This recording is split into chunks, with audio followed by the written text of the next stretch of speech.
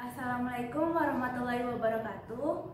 Selamat datang di Praktikum Online Teknik Tenaga Listrik Modul 4 Motor Induksi Satu Fasa. Sebelumnya, perkenalkan nama saya Rasmi Aulia Mukhtar, kode asisten RAM. Oke, adapun tujuan dari Praktikum Modul 4 Motor Induksi Satu Fasa yaitu mengetahui karakteristik kerja motor induksi satu fasa, mengetahui efisiensi dan slip, mengetahui pengaruh kapasitor pada motor induksi, mengetahui daya keluar optimal motor. Oke, langsung saja. Motor induksi satu fasa itu disebut juga sebagai motor asinkron, merupakan mesin AC yang memiliki frekuensi putaran tidak sama dengan frekuensi jala-jala listrik atau penjalanan aliran listriknya dengan menggunakan sumber tegangan satu fasa. Nah, sedangkan motor satu fasa sendiri itu adalah alat ukur untuk mengubah energi listrik menjadi energi gerak berupa putaran dengan menggunakan sumber satu fasa sebagai inputannya. Oke, adapun percobaan yang dilakukan itu sebanyak 3 kali, yaitu percobaan pertama, percobaan tanpa beban. Percobaan kedua itu dengan menggunakan satu beban, berupa kapasitor. Lalu percobaan ketiga itu menggunakan 2 beban dengan disusun paralel kapasitornya. Nah, kalian bisa lihat pada jurnal itu kan terdapat gambar rangkaian dalam motornya. Nah, kalian bisa gambarkan rangkaian dalam motornya yaitu yang ini.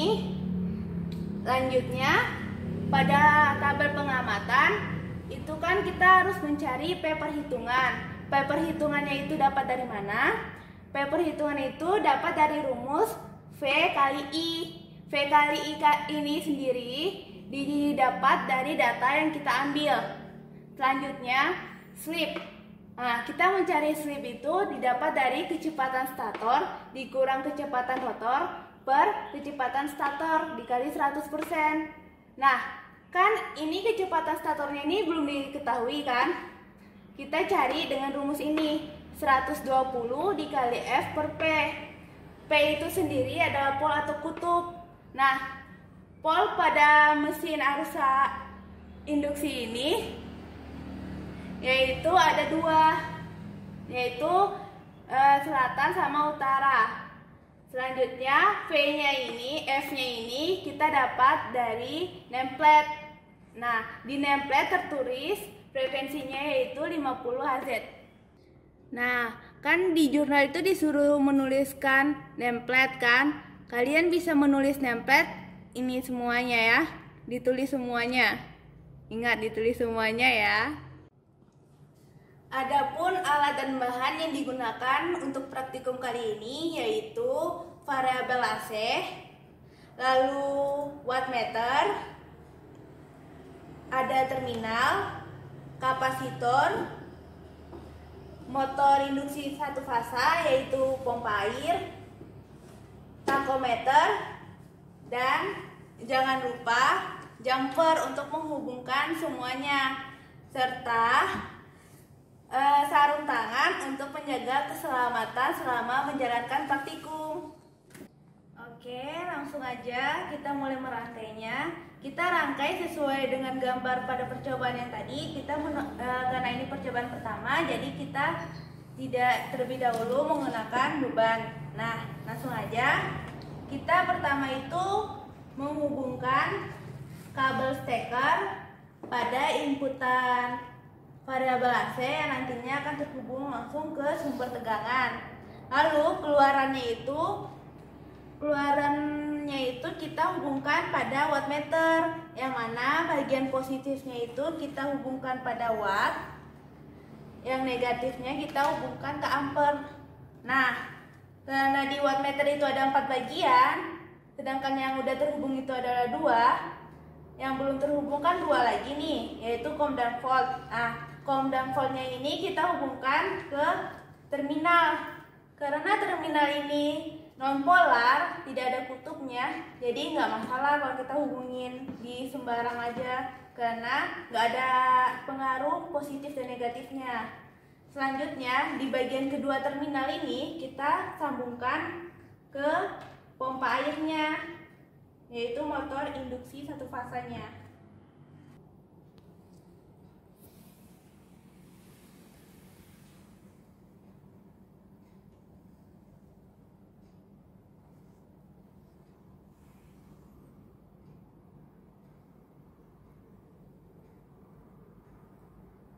langsung saja kita ke percobaan pertama. Percobaan ini kita hanya mengambil 3 data aja dengan resolusinya itu 10 volt. Langsung saja kita hubungkan ke sumber tegangan. Oke, kita mulai mutar variabel AC-nya ini. Kita cari tegangannya itu dari 180. Kenapa 180? Karena 180 itu mesinnya ini baru mulai bekerja. Nah, bisa dibilang itu adalah titik thresholdnya. 180. Oke. Nah, langsung aja ke tabel. Pada tabel itu, di tabel pertama itu yang V-nya itu 180 volt, I-nya 1,45 ampere, lalu P-nya 238 watt, dan yang terakhir kecepatan terukurnya itu sebesar 937,7 rpm. Lanjut ke data yang kedua, kita naik 10 jadi 190.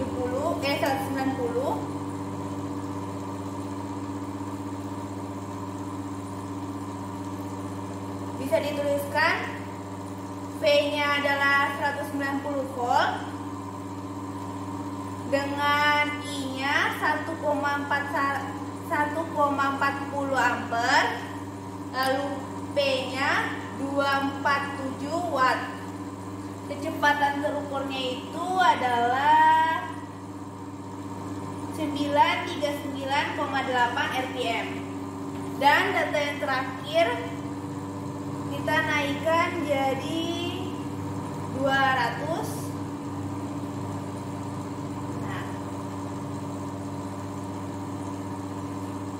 V-nya 200 volt, I-nya 1,41 ampere, P-nya 264 watt. Dengan kecepatan yang terukurnya adalah 942,5 rpm. Oke. Nah, kalian ke bagian analisisnya itu kan ada disuruh gambar grafik kan, grafik terhadap V dan I, lalu grafik V terhadap W. Nah, pada grafik itu jika kalian melihat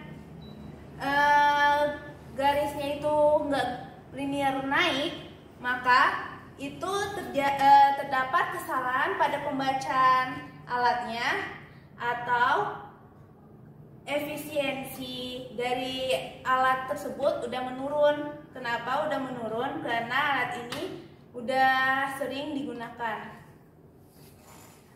Lanjut pada percobaan kedua, yaitu percobaan dengan menggunakan satu beban.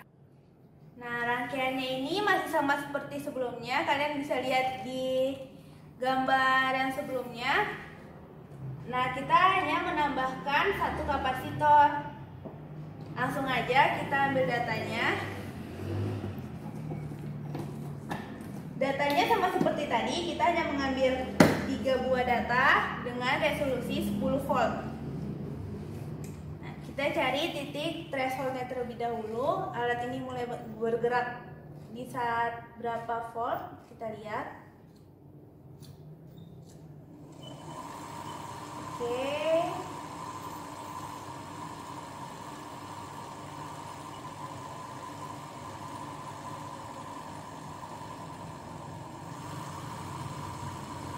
Nah, kalian bisa menulis di tabelnya.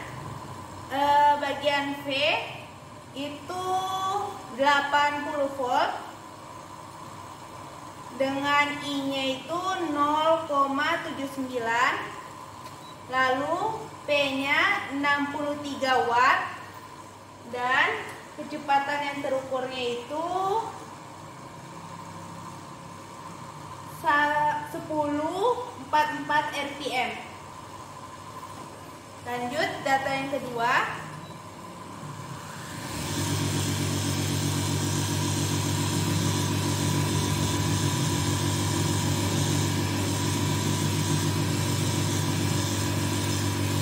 Nah, data kedua ini V-nya sama dengan 90 volt, lalu I-nya 0,77 ampere, P-nya 63 watt, dan kecepatan terukurnya 2791 rpm.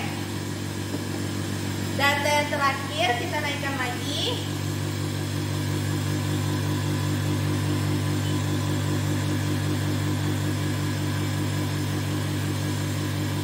Nah, V-nya ini 100 volt dengan I-nya 0,84, P-nya 75 watt, kecepatan terukurnya 2831 rpm. Nah, kalian bisa lihat perbedaannya dari percobaan pertama dan kedua. Percobaan pertama itu kan tanpa beban, sedangkan percobaan kedua itu menggunakan beban berupa kapasitor. Nah, kapasitor itu berfungsi untuk menyimpan dan menambah muatan pada mesinnya, sehingga tegangan yang dari sumber masuk pada mesin ini tidak besar. Oke, lanjut ke percobaan ketiga. Oke, sama seperti sebelumnya, rangkaiannya juga masih sama seperti sebelumnya juga, hanya ditambahkan dua beban kapasitor. Nah, kita menyusun dua beban ini secara paralel. Kenapa secara paralel? Agar nilai yang kita dapatkan itu besar, karena nilai paralel itu lebih besar dibandingkan di seri. Oke, langsung saja. Nah, kita mulai mencari titik thresholdnya. Kalian bisa lihat nanti apa perbedaan dari percobaan pertama sampai ketiga.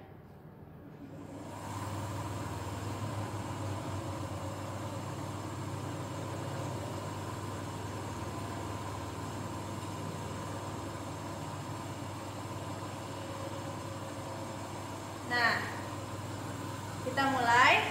V-nya ini kita dapat 70 volt, I-nya 1,27 ampere, P-nya 89 watt, dan kecepatan terukurnya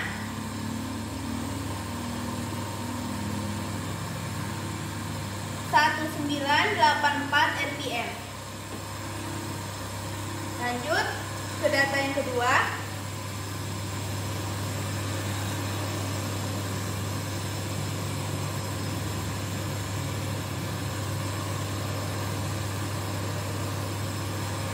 Data kedua itu V-nya sama dengan 80 volt, I-nya 1,35 ampere, P-nya 109 watt, dengan kecepatan terukurnya 2282 rpm.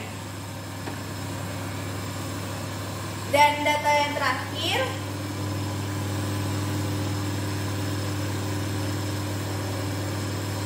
V-nya 90 volt, I-nya 1,48 ampere, P-nya 133 watt, dengan kecepatan terukurnya 2404 rpm. Nah, setelah itu kita matikan. Oke, sudah selesai kita percobaan kali ini.